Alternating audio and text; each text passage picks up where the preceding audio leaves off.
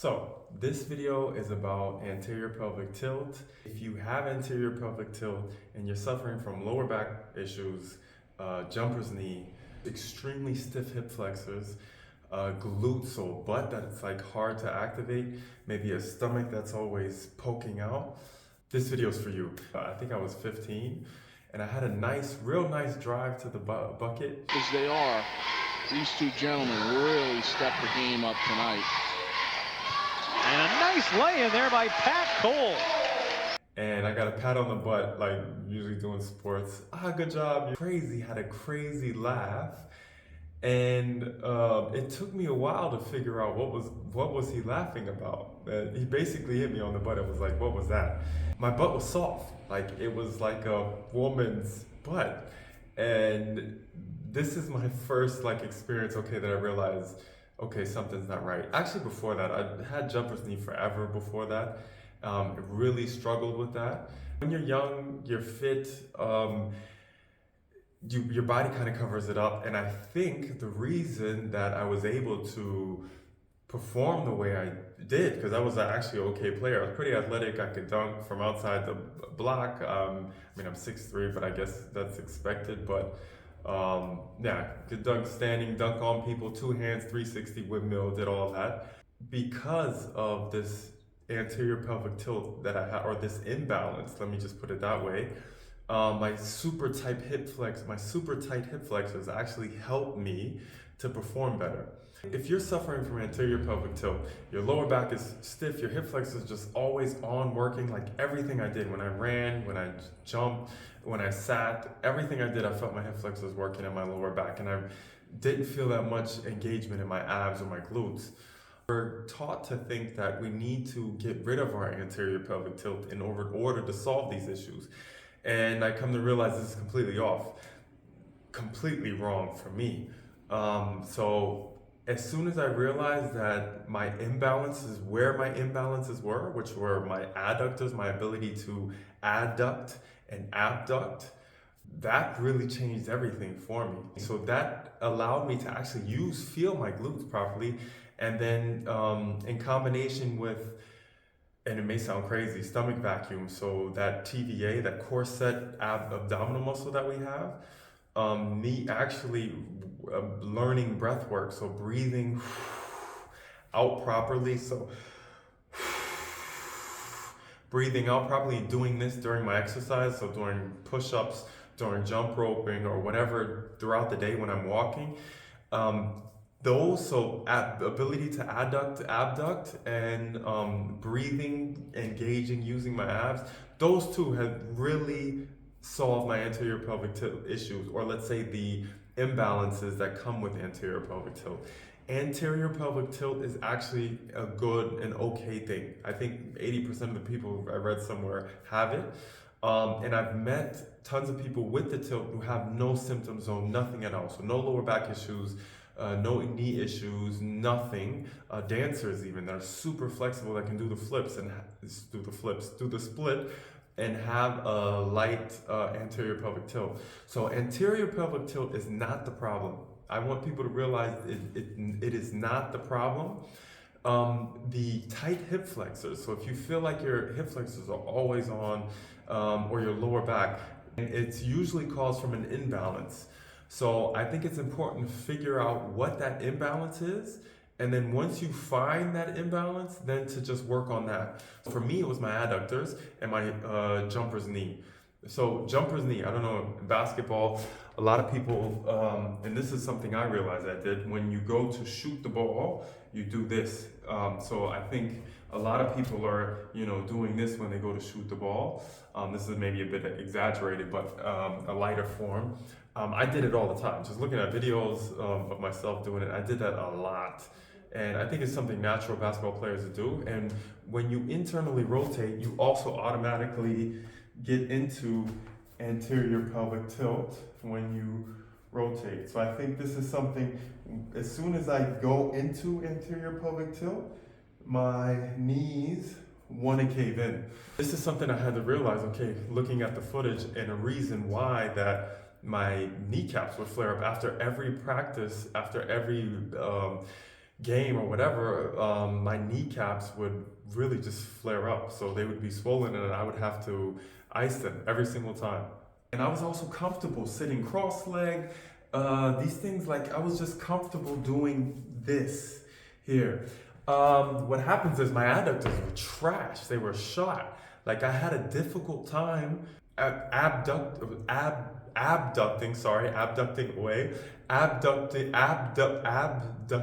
my hip. So basically just doing this here. So just simple abducting my hip. I had a very difficult time, and I still do. So this is something I'm still trying to work on, but it's improved a lot. So just me being able to do this beforehand was impossible. Being able to lift to this height. So I really feel my obliques now, my adductors. Beforehand was not possible. Like beforehand, I was probably like, I could do this here, and that was it, right? So now I can really lift by working on my abductors, my ability to abduct. I can lift almost to hip level right now and hold. So that's how you can tell I can control. If I have the wall or something I can hold on to, I can lift even a little bit higher. And over time, I'm going to work on trying to straighten that leg out and lift. So that's even harder. So with a straight leg, to lift out to the side without leaning this way. So staying here. That's what I'm really improving. I really feel my obliques there. But so I realized that my ability to abduct the hip was horrible, was off. Because of the weakness the weakness and tightness. Oftentimes when a muscle's weak, it gets tight. And my adductors, specifically that pectineus muscle. So there's a muscle that attaches, and I honestly think, based on research, that muscle is also a hip flexor. So we don't talk about when it comes to hip flexion, we don't really talk about the adductors. They connect to the bottom of the pelvis, and that is specifically that pectineus muscle that really can pull on your pelvis. And that thing was locked. So I did couch stretches. Well, I tried couch stretching. When trying, I probably could only get up to, so with my knee against the wall, I could probably only get up to about here. And that was it. So now I can comfortably get with my head on the wall. So I went through a phase where I was like, okay, I need to correct my anterior pelvic tilt. My anterior pelvic tilt is the reason why I have jumper's knee, why my lower back is always on and my hip flexors are always on. And my lower back is stiff, just feels stiff, and my abs just feel, let's say, soft and inactive. And also my glutes, just soft, inactive, right? Squeeze it in. What was I saying? Abs, soft and active. So for years I thought I had to correct my anterior pelvic tilt. So that means I had to do tons of couch stretching in order to get better at or improve these symptoms, my jumper's knee and my lower back and my abs and everything. This wasn't the case. It would always feel good in the moment, but afterwards it would immediately tighten back up because my problem was never really my hip flexors or my lower back or anything like that. My problem was always my ability to abduct and adduct. So the strength in the adductors, that was always my problem. It wasn't my hip flexors. So once I realized that, okay, my adductors are the issue, and I started to improve my adductors, my ability to abduct and adduct the hip with two main exercises. After I stopped stretching and started realizing my adductors, I just started working on my adductors and my ability to abduct. Then I was able to do the couch stretch with my head and my back against the wall comfortably, which is crazy to me, but it makes perfect sense because my hip flexors were never the issue. It was always my adductors or my ability to abduct the hip and adduct the hip. Yeah, so those two are always the reasons why I struggled. So once I improved those, my jumper's knee went away. So my kneecap used to be, you could tell, can see it right now, but my kneecap used to be probably here, right? It used to, you can definitely tell it wasn't sitting in the proper position. So now I have much better, sorry about my knees, I was kneeling the whole time and I didn't put lotion on this morning. You can tell this teardrop, this VMO muscle is way more developed. Hold on. Okay, yeah, where was I? Yes, so once I improve my ability to adduct the hip, that's when all my pain, so my jumper's knee improved drastically. Oh, that's where I was. Quad. So my quad is completely developed. I was able to really develop my quad. One thing that I didn't really ever feel when I would do squats, I always felt the outer quad. I never felt my VMO muscle. So this is the one that really stabilizes the knee and helps with the kneecap.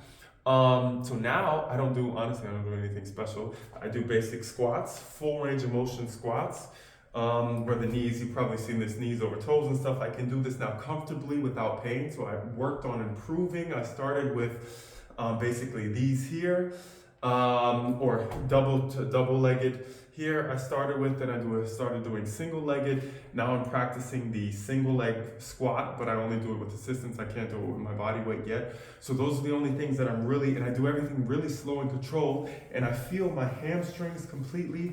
I feel my adductors.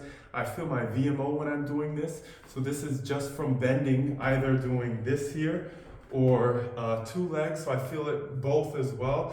But I've really been able to develop my quad just from adjusting through improving my ability to adduct and abduct with full range of motion. Damn, I'm talking so much. And it's boring. Yeah? Really? Is that boring? Like, really. Yeah, but I'm talking about stuff that people are interested in, maybe. Or no? I'm not interested. Is it really that boring? Huh? Yeah. Maybe add some effects or something. Alright, I'll try to add some effects on that. You can edit it for me, yeah? Okay. Alright, I think I talked enough now. If you think that your anterior pelvic tilt is causing your lower back issues, your jumper's knee, soft butt, super extremely tight hip flexors, popping hips. I don't think I mentioned that beforehand, but my hips would pop all the time. So if you think that your anterior pelvic tilt is the reason for that, it's not. I would look into which imbalance is causing these pain points and stop trying to couch stretch to improve your anterior pelvic tilt, where that may not be the issue. The issue may be your adductors, your obliques. I put all those in the same category, your ability to adduct the hip and obliques. So I feel like in order to lift the leg out to the side, you have to use your obliques as well. Just like bending the knee, you have to use your hamstrings, your quads, your glutes to bend and do a squat. But it also could be, which I've seen before, where people have great adductors. Their only issue is really that corset abdominal muscle. I'll make another video on this one as well, but you can tell if you're struggling with that. If you, for example, you always feel bloated. That was something I had every time I would eat, my stomach would always pop out. And so I had a hard time just keeping my stomach in. So then that could be a reason. Or if your pelvic floor is weak, that could also be a sign that, so you can Google pelvic floor, weak pelvic floor symptoms and see what pops up. So that has really also helped me a lot. So really try to find your imbalance. Try not to do tons of couch stretching and stuff like that. If it works for you, that's fine. But if you haven't seen improvement with that yet, with couch stretches and lunges, then try to find the imbalance and just work on that alone. So again, that has helped me a whole lot to improve and to adjust my hip and just to feel strong overall. Thanks.